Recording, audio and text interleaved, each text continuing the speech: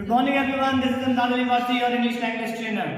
और आज मैं आपके लिए लेकर आया हूँ एक और यूज जिसको हम टेंस की सीरीज के अंदर फर्स्ट ट्रांसलेशन के तौर पे यूज करते हैं, जिसका नाम है प्रेजेंट टेंस का present indefinite tense. Present indefinite tense उन तमाम कामों को बताता है जो हम रोजमर्रा के तौर पर करते हैं। ऐसे टेंस जो हम रेगुलरली जो कामों को अपने रोजमर्रा की जिंदगी में करते हैं, या कोई साइंटिफिक काम हो या कोई साइंटिफिक कोई थ्योरी हो जिसको बताने के लिए हम प्रेजेंट इंडेफिनिट का यूज करते हैं। ऐसे तमाम कामों को कैसे करते हैं वो मैं आज आपको बताने जा रहा हूं। जैसे कि सबसे पहले आप इसका नाम पढ़ सकते हैं, प्रेजेंट इंडेफिनिट। प्रेजेंट का मतलब ही होता है कि वर्तमान में जो कुछ काम होता है उसको बताने के लिए हम इसका यूज करते हैं। तो सबसे पहले हम इसका एक रिमार्क पढ़ते हैं। रिमार्क क्या है? रिमार्क मीन्स होती है पहचान। अब पहचान क्या है? सेंटेंस एंड्स विद ताहे, तीहे, त्रिहे एटसेट्रा।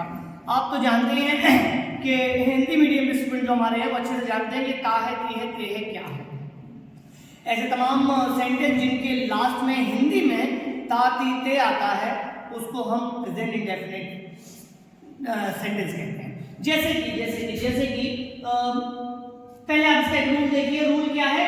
इसमें सबसे पहले सब्जेक्ट को इंक्लूड किया जाता है, देन वर्ब की फर्स्ट फॉर्म का यूज होता है।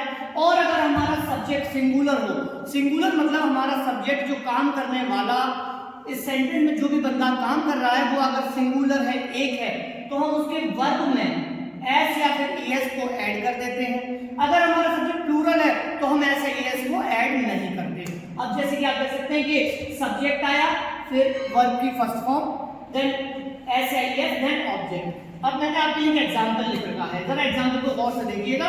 एग्जाम्पल है, वह अंग्रेजी पढ़ाता है। आप यहाँ देख सकते हैं कि यहाँ पर क्या आया है? ता और साथ में है। जब किसी चीज में ता है आ जाता है तो उसका मतलब ये है कि ये प्रेजेंट इंडेफिनिट की पहचान। ओके, तो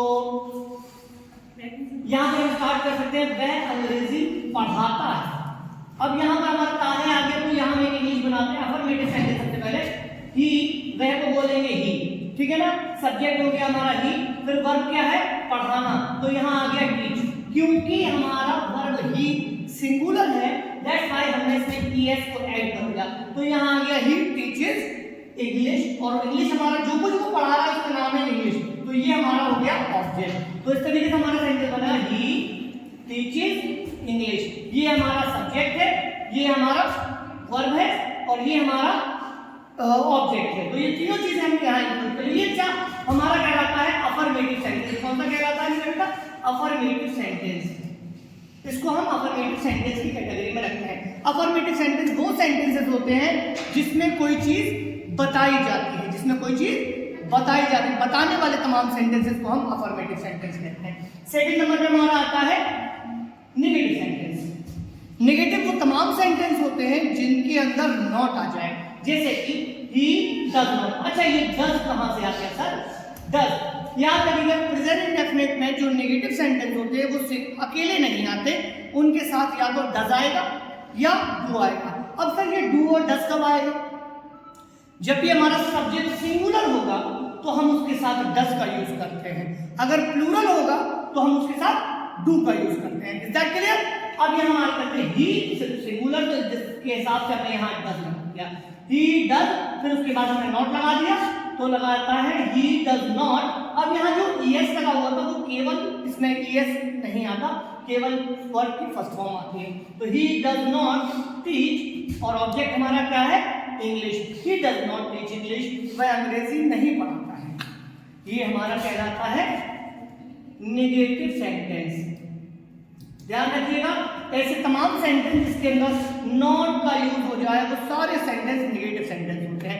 नंबर थर्ड पे हमारा आता है एक और सेंटेंस जो हेल्पिंग वर्ब। ये डू डज जो होते हैं ये हेल्पिंग वर्ब होते हैं, इनको हम हेल्पिंग वर्ब भी कहते हैं। अगर कोई सेंटेंस हेल्पिंग वर्ब से स्टार्ट होता है तो उसको हिंदी में हम कहते हैं कि वो सेंटेंस क्या से स्टार्ट होता है। जैसे कि मैं कहता हूं, क्या वह अंग्रेजी पढ़ाता है, स्टार्टिंग में ही हिंदी में क्या आ जाएगा, और ऐसे सेंटेंस को हम उसकी हेल्पिंग वर्ब से स्टार्ट करते हैं। जैसे कि मैंने भी यहाँ किया है, डज ही टीच। मैं इसी सेंटेंस को दोहरा रहा हूँ यहाँ पर, वह अंग्रेजी पढ़ाता है, तो मैं इसको इस तरीके से कह सकता हूँ, क्या वह अंग्रेजी पढ़ाता है? और इसको आप वर्चुअली बना लीजिएगा, क्या वह अंग्रेजी पढ़ाता है, दिमाग में बनाइए और यहाँ पर देखिए डज ही, क्या वह टीच पढ़ाता है इंग्लिश, क्या वह अंग्रेजी पढ़ाता है, और लगा दिया हमने क्वेश्चन मार्क। जब कोई भी सेंटेंस क्या से स्टार्ट होगा या हेल्पिंग वर्ब से स्टार्ट होगा इन इंग्लिश, तो उसको हम कहेंगे इंटेरोगेटिव। कौन सा? इंटेरोगेटिव। इसको हम इंटेरोगेटिव और इंटेरोगेटिव T1 बोलते हैं। T1 का मतलब होता है टाइप 1। इंटेरोगेटिव सेंटेंस हमारे 2 टाइप्स के होते हैं। एक तो वो सेंटेंस होते हैं जिसके अंदर हम हेल्पिंग वर्ब को सेंटेंस के स्टार्टिंग में रख देते हैं। दूसरा वो सेंटेंस होता है जिसके अंदर क्वेश्चन वर्ड आता है, और जिसमें क्वेश्चन वर्ड आ जाए वो टाइप 2 कहलाता है, उसको हम कहते हैं टाइप 2। जैसे कि हमारा नेक्स्ट सेंटेंस है वेयर, ये हमारा वेयर, व्हेन, व्हाट, ये जितने भी हमारे जो क्वेश्चन वर्ड होते हैं इनके साथ अगर कोई सेंटेंस स्टार्ट होता है तो उसको भी हम इंटेरोगेटिव करते हैं, मगर टाइप 2। जैसे कि यहाँ है when does he teach English, यही सेंटेंस को हम क्वेश्चन वर्ड में बोल रहे हैं। वह अंग्रेजी पढ़ाता है, वह अंग्रेजी कब पढ़ाता है, कब को कहते हैं हम व्हेन डज ही, सब्जेक्ट आ गया ही, ये हेल्पिंग वर्ब आ गई, देन टीच हमारा वर्ब है, देन ऑब्जेक्ट हमारा है इंग्लिश। तो सेंटेंस बना when does he teach English, वह अंग्रेजी कब पढ़ाता है। इसको हम बोलते हैं इंटेरोगेटिव